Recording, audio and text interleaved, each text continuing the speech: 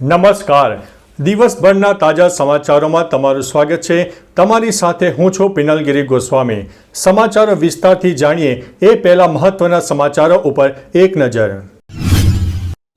મિત્રો, આજની વિડીયોમાં વાત થશે પીએમ મોદીએ સુભદ્રા યોજનાનો કરાવ્યો છે પ્રારંભ. વન ઇલેક્શનને લઈને અમિત શાહનું મોટું નિવેદન સામે આવ્યું છે. અંબાજી જતા 6 પદયાત્રીઓને અજાણ્યા વાહને ટક્કર મારી છે. ગણપતિ બાપ્પા મોર્યા, અગલે બરસ તો જલ્દી આ વિસર્જન યાત્રા પૂર્ણ. ભાજપનું સદસ્યતા અભિયાન વિવાદમાં. અંબાલાલની નવી આગાહી, ગાત્રો ધ્રીજાવતી ઠંડીની આગાહી કરવામાં આવી છે. ઓટો રિક્ષા લઈને દારૂની હોમ ડિલિવરી કરનારો ઝડપાયો છે. ત્યારે આગળ વાત થશે ગ્રીન કાર્ડ મેળવવા બોગસ પાસપોર્ટ બનાવનાર ઝડપાઈ ગયો છે. ત્યારે આગળ વાત થશે ગેરકાયદેસર ફટાકડા ફેક્ટરીમાં ધડાકો, 5ના થયા છે મૃત્યુ. લાલ બાગચા રાજાને વિદાય આપવા કીડીની જેમ લોકો ઉમટી પડ્યા હતા. ત્યારે આગળ વાત થશે અંબાજી ધામમાં વિશ્વની સૌથી મોટી ધજા ચડાવવામાં આવી હતી. જન્મદિવસ વિશેષ પીએમ મોદીનું વિશાળ પોસ્ટર રજૂ કરવામાં આવ્યું છે. ત્યારે આગળ વાત થશે હિટ એન્ડ રનના સીસીટીવી સામે આવી ગયા છે. વાત છે અમદાવાદની. ત્યારે આગળ વાત થશે લવ જેહાદ મામલે પકડાયેલા શખ્સે કર્યો છે ચોંકાવનારો ખુલાસો. આગળ વાત થશે આતિશીના સરકાર બનાવવાનો દાવો કર્યા પછીનું નિવેદન સામે આવ્યું છે. હવે મિત્રો સમાચાર વિસ્તારથી. કેજરીવાલના રાજીનામા બાદ આતિશીએ કહ્યું છે કે બીજેપીએ અમારા સીએમ પર ખોટા આરોપો લગાવ્યા છે.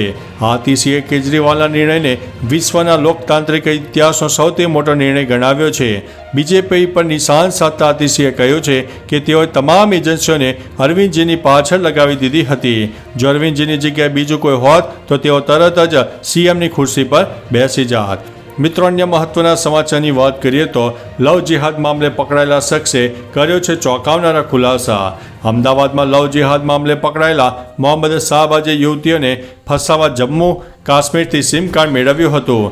લવ જેહાદ મામલે પકડાયેલા મોહમ્મદ શાહબાજે નકલી મેજર તરીકેની ઓળખ ઊભી કરીને સંખ્યાબંધ હિન્દુ યુવતીઓને સાદી.com મારફતે ફસાવીને દુષ્કર્મ ગુજાર્યું હોવાનો ખુલાસો થયો છે.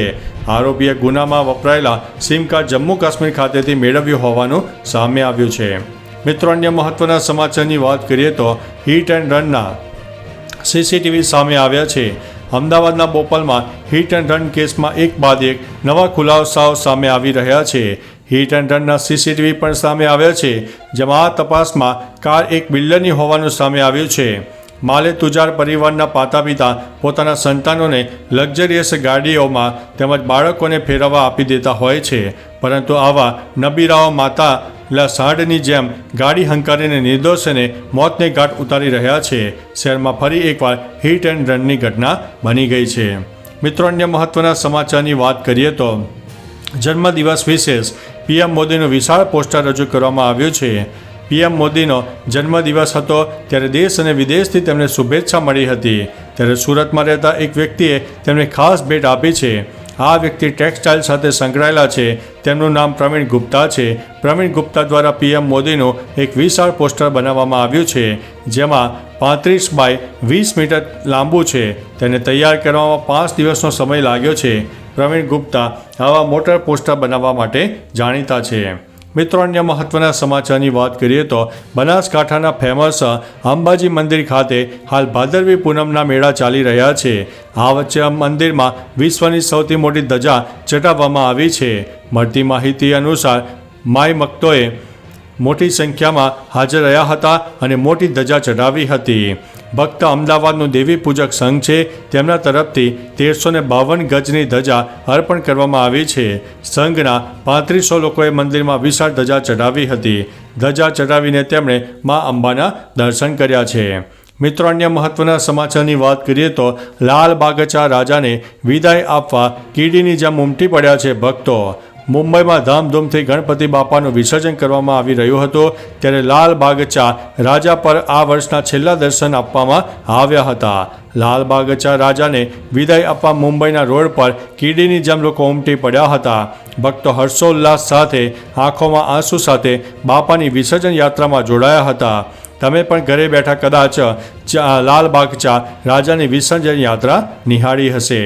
મિત્રો, અન્ય મહત્વના સમાચારની વાત કરીએ તો ગેરકાયદેસર ફટાકડા ફેક્ટરીમાં ધડાકો, 5ના થયા છે મોત. યુપીના ફિરોઝાબાદમાં ગેરકાયદેસર ફટાકડાની ફેક્ટરીમાં વિસ્ફોટ થતાં 5 લોકોના મોત થયા છે, જ્યારે 10 લોકો ઘાયલ થયા છે. વિસ્ફોટ એટલો જોરદાર હતો કે તેના કારણે અનેક મકાનોને નુકસાન થયું છે. વિસ્ફોટનો અવાજ કેટલાય કિલોમીટર દૂર સુધી લોકોએ સાંભળ્યો હતો.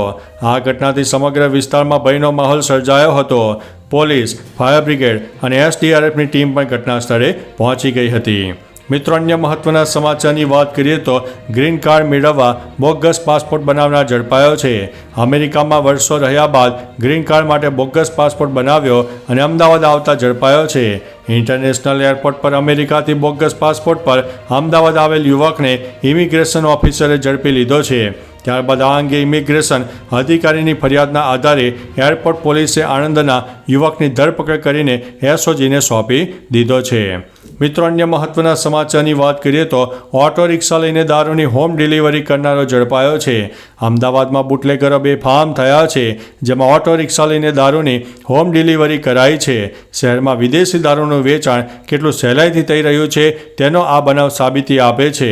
તેમાં બોડકદેવ પોલીસ સ્ટેશનથી 500 મીટર દૂર દારૂની હોમ ડિલિવરી કરીને બુટલેગરનો સાગરીત પોલીસને જોઈને નાસી ગયો હતો, પરંતુ પોલીસે દારૂની બોટલ મંગાવનાર યુવકને ઝડપી પાડ્યો છે.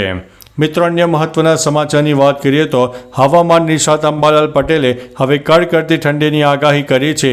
તેઓએ જણાવ્યું છે કે ડિસેમ્બર મહિનામાં રાજ્યમાં ઠંડીની શરૂઆત થશે. 3 ડિસેમ્બરથી રાજ્યમાં ઠંડીની શરૂઆત થશે, તેમજ 22 ડિસેમ્બર બાદ ગાત્રો થીજાવતી ઠંડી પડશે. જાન્યુઆરી, ફેબ્રુઆરીની શરૂઆત સુધી ભારે ઠંડી પડશે, તેમજ માર્ચ સુધી લા નીનોની અસર પણ જોવા મળનારી છે.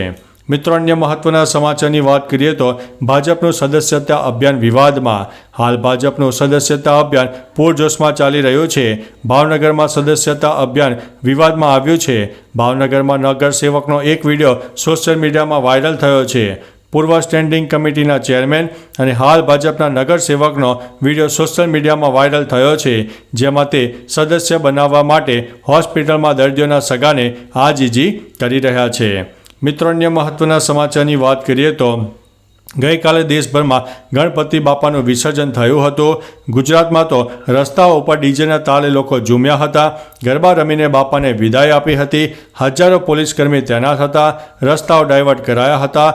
પોલીસ એલર્ટ હતી. બારડોલીમાં સુરત જિલ્લા પોલીસ વડાની અધ્યક્ષતામાં ફ્લેગ માર્ચ પણ યોજાયો હતો. મસ્જિદ નજીકના વિસ્તારની પોલીસ વડાએ મુલાકાત પણ લીધી અને વિસર્જન રૂટ ઉપર 42 સીસીટીવી કેમેરા પણ લગાવવામાં આવ્યા હતા. મિત્રો, અન્ય મહત્વના સમાચારની વાત કરીએ તો પાલનપુર તાલુકાના કુંભારસરથી કુંભલમેર ચોકડી તરફ જતા રોડ ઉપર અજાણ્યા વાહન ચાલકે 6 પદયાત્રિકોને અડફેટે લીધા હતા. એટલે કે અંબાજી જતા 6 પદયાત્રિકોને અજાણ્યા વાહને ટક્કર મારી છે, જેથી ઈજાઓ થતાં પાલનપુરની સિવિલ હોસ્પિટલમાં સારવાર માટે ખસેડવામાં આવ્યા છે. અંબાજી ખાતે ભાદરવી પૂનમનો મેળો ચાલી રહ્યો છે. દૂર દૂરથી માઈ મક્તો અંબાજીના ચરણે શીશ નમાવવા માટે પગપાળા અંબાજી જઈ રહ્યા છે. હાલ પોલીસ દ્વારા વાહન ચાલકની શોધખોળ પણ હાથ ધરવામાં આવી છે. મિત્રો, અન્ય મહત્વના સમાચારની વાત કરીએ તો વન ઇલેક્શનને લઈને અમિત શાહનું મોટું નિવેદન સામે આવ્યું છે. કેન્દ્રીય ગૃહમંત્રી અમિત શાહે મંગળવારે કહ્યું છે કે ભાજપની આગેવાની હેઠળની એનડીએ સરકાર તેના વર્તમાન કાર્યકાળ દરમિયાન એક રાષ્ટ્ર એક ચૂંટણી લાગુ કરશે. વડાપ્રધાન નરેન્દ્રભાઈ મોદીના ત્રીજા કાર્યકાળના 100 દિવસ પૂરા થવાના અવસરે એક પત્રકાર પરિષદને સંબોધતા ગૃહમંત્રીએ કહ્યું છે કે અમે આ સરકારના કાર્યકાળ દરમિયાન એક રાષ્ટ્ર એક ચૂંટણીની વ્યવસ્થા લાગુ કરવાની યોજના બનાવીએ છીએ. મિત્રો, અન્ય મહત્વના સમાચારની વાત કરીએ તો પીએમ મોદી હાલ ઓડિશાના પ્રવાસે છે. અહીં તેમણે ઓડિશા સરકારની વિશેષ સુભદ્રા યોજનાનો પ્રારંભ કરાવ્યો છે. આ યોજનામાં 1 કરોડથી વધારે મહિલાઓને આવરી લેવાશે.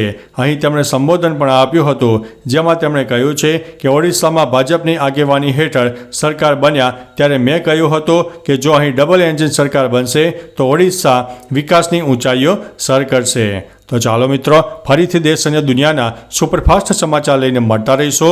ત્યાં સુધી અમને રજા આપશો. નમસ્તે.